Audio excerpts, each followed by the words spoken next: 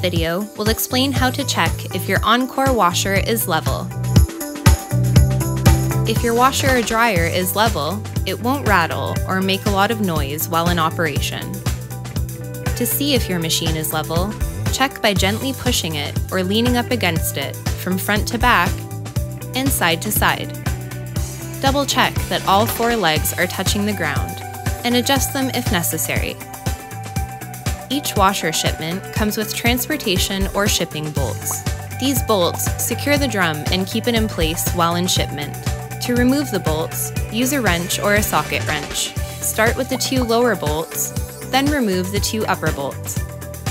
Remove the 2 metal crossbars to extend the electrical cord. Cover the 4 holes with the caps provided. Then, reinstall the 2 metal crossbars.